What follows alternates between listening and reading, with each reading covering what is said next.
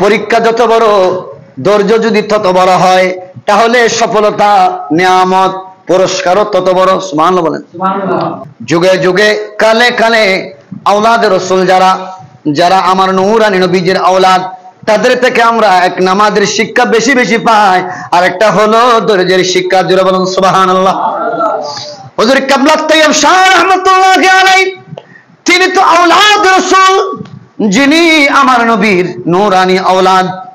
হুজুর কিবলা তৈয়ব শাহ রাহমাতুল্লাহি আলাইহি 1981 সালে ওনার যখন রোগ বেড়ে গেল, তখন ওনাকে চিকিৎসা করবার জন্য পেশোয়ারের মধ্যে আনা হয়েছিল সিরকুট শরীফ থেকে। পেশোয়ার থেকে হুজুর কিবলা আলমের চিকিৎসা শেষে যখন হুজুর কিবলা আলমকে নিয়ে গাড়িতে উঠলেন, বুলক্রমে ওই গাড়ির ড্রাইভার পরে গেল শিয়াবাদের অনুসারী। নাউজুবিল্লাহ বলেন। চলতে চলতে চলতে চলতে যখন আসরের ওয়াক্ত হলো, বলেন কিসের ওয়াক্ত? আসরের নামাজের ওয়াক্ত হলো। আমার হুজুর কিবলা তৈয়ব শাহ রাহমাতুল্লাহি তাআলা আলাইহি যখন ড্রাইভারকে বলল, হে ড্রাইভার থামো, আমরা আসরের নামাজ আদায় করব। ড্রাইভার কথা না শুনে গাড়িটা চালাতে লাগলো, বেয়াদবি করলো। বেয়াদবি করতে দেরি, বেয়াদবির শাস্তি পেতে দেরি হলো না, কারণ সে জানে না তার গাড়ির মধ্যে উঠেছে আওলাদে রাসূল। সুবহানাল্লাহ জোরে বলেন না। তার গাড়ির মধ্যে উঠেছে আওলাদে রাসূল, যাদের সামনে বেয়াদবি করলে ডাইরেক্টলি জবাব দিয়ে দেয় আল্লাহ। হঠাৎ করে গাড়ি বন্ধ হয়ে গেল। এই ফাঁকে আমার হুজুর কিবলা সাথে থাকা সঙ্গী সাথীদেরকে বললেন, আসো আমরা নামাজ আদায় করে নেই। আসরের নামাজ শেষ তো গাড়ি ঠিক হয়ে গেল। সুবহানাল্লাহ বলেন না। হুজুর কিবলা উঠলেন, কিন্তু ওই বেয়াদব আজও চিনতে পারে না। এভাবে চলতে চলতে যখন মাগরিবের ওয়াক্ত হলো, তখন আমার হুজুর কিবলা ওই শিয়াবাদের অনুসারী বেয়াদব এই কট্টর ড্রাইভারকে বললেন যে থামাও, আমরা মাগরিবের নামাজ আদায় করব। হুজুর কিবলার কথা শুনছে না, চালাতেই লাগলো। মুহূর্তের মধ্যে দেখা যায় গাড়িটা আবার খারাপ হয়ে গেল। গাড়ি যখন আবার খারাপ হয়ে গেল, তখন হুজুর কিবলা সাথে থাকা সঙ্গী সাথী যারা আমার হুজুর কিবলার মুরিদান মুহিব্বিন রয়েছেন, সকলকে নামতে বললেন। মাগরিবের নামাজ আদায় করলেন। নামাজ যখন সম্পন্ন হলো, দেখা যায় ওই গাড়িটা আবার ঠিক হয়ে গেল। গাড়ি ঠিক হওয়ার পর যথাক্রমে গাড়ি চলতে লাগলো। কিছু দূর গিয়ে হুজুর কিবলা এবং অনুসারীদেরকে বললেন, আপনারা একটু দাঁড়ান, আমি একটু চাকাটা চেঞ্জ করে নিয়ে আসি বা ঠিক করে নিয়ে আসি।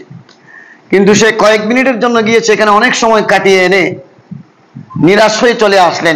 হুজুর কিবলা বললেন, এই ড্রাইভার, ये पुराना पाया बहुत कमजोर है। सुभान बोलें।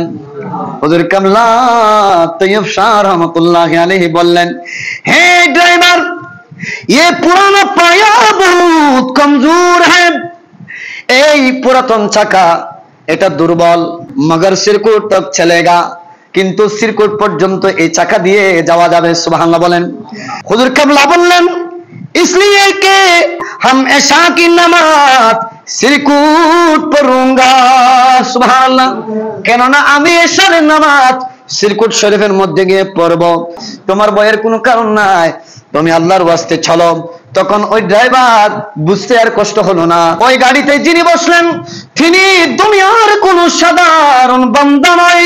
তিনি একদিকে আওলাদ রাসূল, অন্যদিকে তিনি ওলিউল্লাহ। সুবহানাল্লাহ বলেন। জিনার কথার মাধ্যমে বোঝা যায় এতক্ষণ পর্যন্ত চাকা নষ্ট হওয়া, চাকা ভালো হয়ে যাওয়া, এটার ভিতরে কি নিহিত।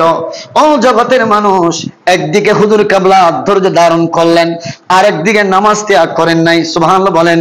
এজন্য হুজুর কিবলার সকল কাজ সহজ হয়ে গিয়েছে। সকল কাজগুলো সহজ করে দিয়েছেন কে? যেরকম খেয়ে গাড়ির চাকা বন্ধ করে দিচ্ছে আল্লাহ, ঠিক করেও দিচ্ছে আল্লাহ।